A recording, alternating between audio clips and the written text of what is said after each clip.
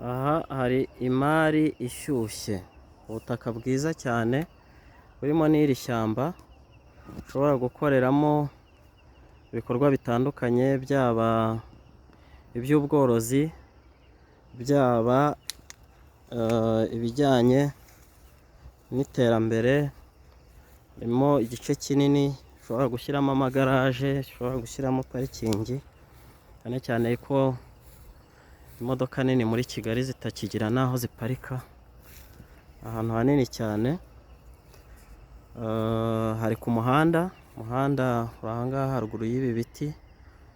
Umuhanda munini, hafite ubuso bwa metero kare 2960 zirenga. Hakaba hari hafi y'amazi, hari amazi ya wasake ndetse n'amazi y'igishanga ari hepfo muri aka kabande kari hepfo yaho.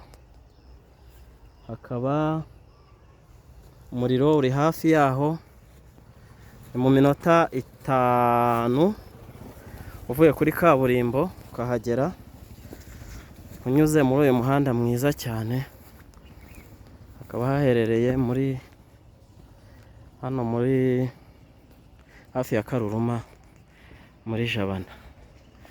Ubwo rero uwaba afite gahunda yo kugura ubutaka yakoramo ishoramari ritandukanye, byaba ubuhinzi, byaba ibijyanye n'amagaraje na parikingi, yandeba tukavugana kuko iyi ni imari ishyushye iryoshye imeze neza.